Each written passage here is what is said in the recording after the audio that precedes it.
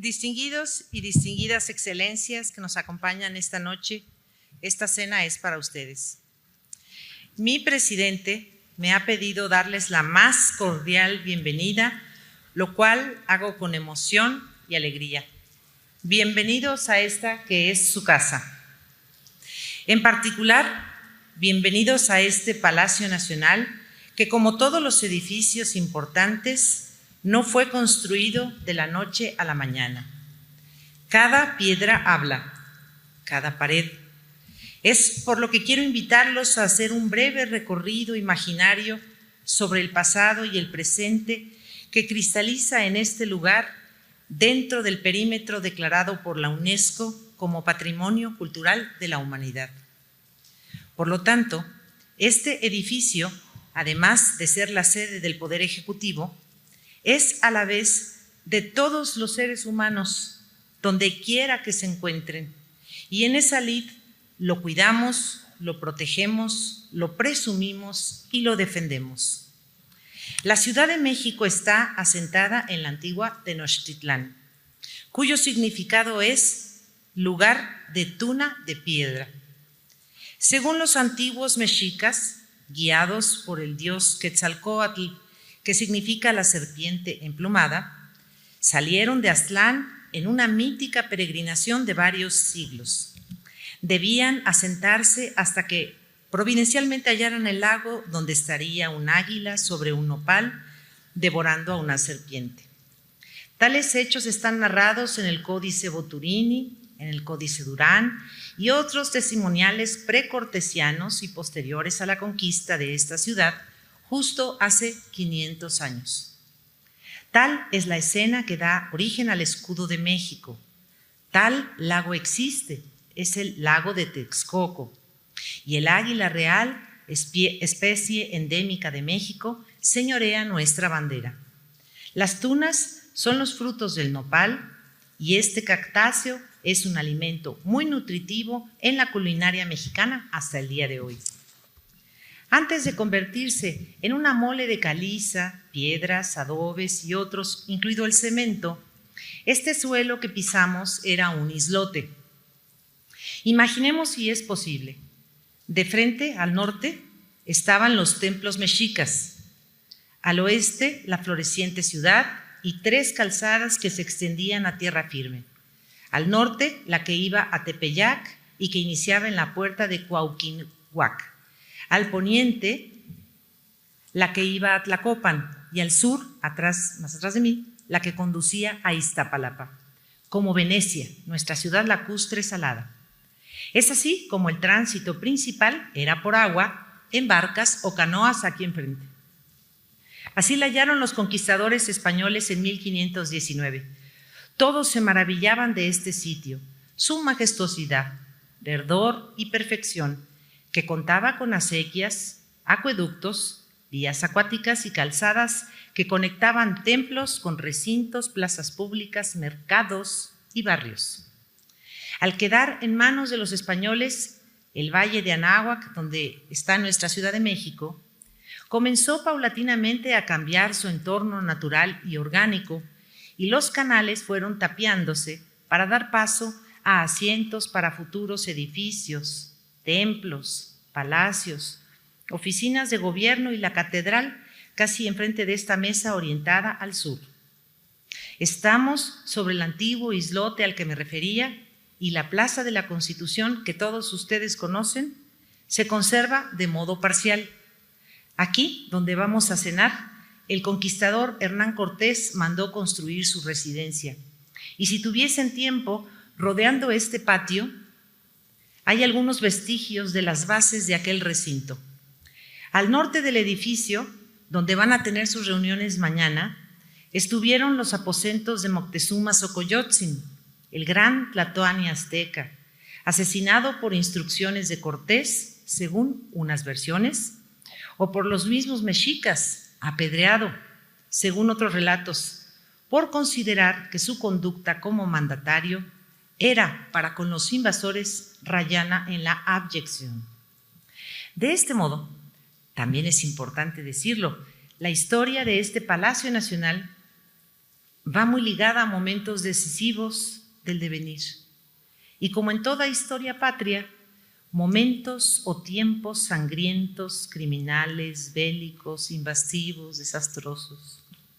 Las piedras entonces se vuelven a montar, se vuelven a caer y, en fin, el edificio que hoy lo recibe comienza al norte cuando en 1523 inicia el virreinato de la Nueva España.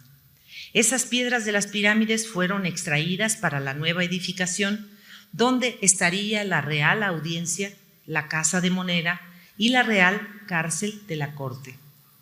Para el siglo XVII, el Palacio Nacional adquirió más la apariencia de recinto cortesano. Sin embargo, las primeras protestas contra la corona española causaron que los dos pisos, porque el tercero y cuarto vinieron en otros siglos, fuesen incendiados por un tumulto inconforme en 1692. Siempre ha tenido 3 patios, dicho sea de paso, y 3 puertas en la parte frontal. En este motín fue echado abajo el llamado balcón de la Virreina y los palcos actuales son postizos que se colocaron en el siglo XX. Para finales del siglo XVII ya tenía este centro un aspecto más parecido al que ustedes pueden observar hoy. Y hoy, a mirar la paradoja, es casi imposible de hallar aquí algún vestigio prehispánico porque el pasado de los mexicas fue prácticamente eliminado de este inmueble. Hago un salto cronológico importante para no cansarlos y llegamos a 1810, cuando comienza la lucha por la independencia de México. Había un plan para ampliar la cárcel, que es este lugar donde estamos hacia el este, pero el movimiento independentista detuvo las intenciones y las obras. Durante la guerra, el edificio fue semi-abandonado. Aquí adentro había cantinas, lugares nocturnos, casas de apuestas, flora y fauna variada, una cárcel deteriorada, un cuartel venido a menos. El esplendor neoclásico que le habían infundido los últimos virreyes decayó.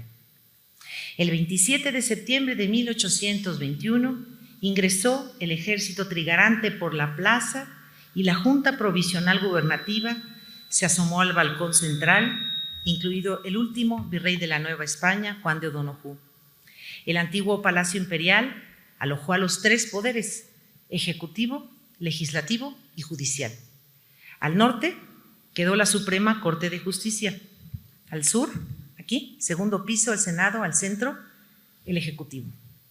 Desde entonces se renombró Palacio Nacional. El Senado se adaptó como Cámara de Diputados y de ese recinto salió la Constitución de 1824, pero no tan así porque aún no estaba listo en su remodelación. Luego vino la Constitución de 1836, la de 1842, centralista y conservadora, y la de 1857, liberal y reformista, donde uno tras otro el juramento de ley de todos los presidentes de ese periodo se llevó a cabo. El recinto fue incendiado, al parecer por un accidente, en 1872. Hoy existe, aunque esté remodelado, y también lo pueden visitar. En 1831 se decidió que este lugar ya no fuera cárcel nacional y se convirtió asimismo en la residencia oficial del titular del Poder Ejecutivo. Aquí murió el mejor presidente de México, Benito Juárez, por ejemplo. Cuando estén en el Salón Tesoreros el día de mañana, imaginen su pequeño hogar que está en el segundo piso de esa ala norte. Durante todos los acomodos políticos que hubo en el siglo XIX, las piedras volvieron a moverse fuertemente y no faltaron los saqueos al patrimonio inmobiliario, ni los incendios, ni los sismos que son el coco del Valle de Anáhuac. Tampoco los ataques de bandos inconformes, por ejemplo, con Antonio López de Santa Anna, quien vendió la mitad del territorio a Estados Unidos. La intensidad política se acrecentó justamente con la invasión de Estados Unidos. En el balcón principal de Palacio Nacional, al medio, ondeó la bandera de ese país en señal de triunfo. El edificio fue saqueado y vandalizado. Con el triunfo de la Revolución de Ayutla y la renuncia de López de Santa Anna, el 9 de agosto de 1855, se instauró un régimen republicano que cristalizaría en la Constitución de 1857. Pero la paz duró poco. Comenzó la Guerra de Reforma y lo que denominamos Intervención Francesa.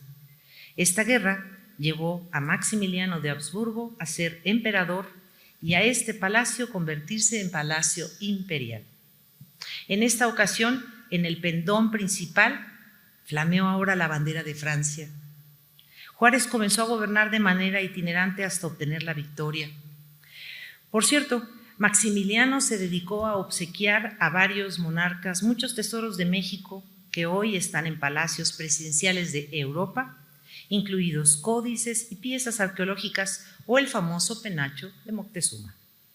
El señor emperador mandó a hacer los salones del segundo piso, que se conservan casi como fueron planeados y decorados, incluido el despacho presidencial. Tras el fusilamiento de Maximiliano, Benito Juárez hizo su entrada triunfal a la ciudad y al Palacio Nacional el 15 de julio de 1867. Tendré que brincarme más acontecimientos bélicos naturales, incluida la aparición del cometa Halley en 1910 y de otra naturaleza, para llegar al ocaso de la presidencia de Porfirio Díaz. Porque este palacio, como en sus mejores tiempos, volvió al escenario de las piedras volantes y los muros tapiados de balas y recubiertos de sangre. En el Porfiriato, la Plaza de la Constitución era el lugar para los acontecimientos como el grito de la independencia del 16 de septiembre, que él adelantó al 15 porque ese día cumplía años. Con Porfirio Díaz, por cierto, este edificio dejó de ser residencia del presidente. Y Lázaro Cárdenas, hasta donde he podido saber, fue el último que obtuvo su despacho aquí en el segundo piso rumbo norte. La Revolución Mexicana comenzó en 1910 y triunfó en 1911. En noviembre de 1911, el Palacio Nacional recibió a uno de sus mejores hijos como presidente, Francisco I. Madero. Aquí despachó y aquí fue apresado en un golpe de Estado en 1913. Ahí estuvo durante varios días de febrero de ese año y lo condujeron por aquel pasillo a un elevador para llevarlo a la muerte. La madrugada del 23 de febrero de 1913. Todo esto está narrado en el mausoleo del apóstol de la democracia que este gobierno ha abierto para conocer aquellos trágicos días de invierno. También están invitados a pasar. Fue de este modo como se reinició la revolución y todas las guerras posibles desde todos los puntos cardinales del país. Siempre la constante fue la convergencia en la Plaza de la Constitución y el reclamo de triunfo. Así ingresó el jefe del ejército constitucionalista, Venustiano Carranza, y antes Francisco Villa y Emiliano Zapata en 1914, quienes entraron hasta el despacho presidencial y bromearon en torno a quién se sentaría. Zapata rehusó hacerlo porque aseguró que estaba la silla embrujada. El edificio, ya deducen todos estos años de revolución, fue vuelto a saquear, a incendiar, a expoliar. Estamos pues en un sitio que fue capital del Imperio Mexica, Palacio Virreinal, Palacio Imperial y Palacio Nacional. Desde el 1 de diciembre de 2018 recuperó su tradición, ser en los hechos la sede del Poder Ejecutivo y el titular de este residir en él. Aquí, en estos nuevos tiempos, sus familiares lo acompañamos. Hoy en día no es sitial de los otros poderes ni cárcel, tampoco es residencia de funcionarios ni centro comercial, lugar de apuestas o centros nocturnos. Alberga algunos museos, salas oficiales y, ante todo, es referencia de nuevo de una república federal, democrática y de derecho, tal y como la concibieron los constituyentes de 1917. Es difícil residir aquí con tantos sucesos acaecidos a lo largo de más de 700 años. Este sitio es el cruce de conquistas, rebeliones, invasiones, monarquías, imperios, regímenes autoritarios, dictaduras y, esperamos, la nueva metáfora de la democracia plena, la consumación de una auténtica república federal, soberana, diversa, libre y justa. Por ello, todos los días como familia y con amor, tratamos de purificar tantos siglos de densa historia. Ahuyentamos a los fantasmas que dicen deambulan, aún desde la caída de Tenochtitlán, y procuramos no escuchar lo que algunos oyen zumbar, los llantos de la Llorona, mítico personaje colonial que tiene su propio son semejante a un vals.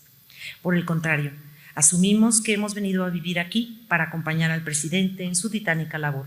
Lo queremos mucho y por ende a sus visitantes. Bienvenidos sean al ombligo de la luna, a México, según la etimología náhuatl. Estar en su casa, repito, casa que también es patrimonio de la humanidad. Que viva nuestra América, que viva el Caribe y hasta la próxima. Gracias.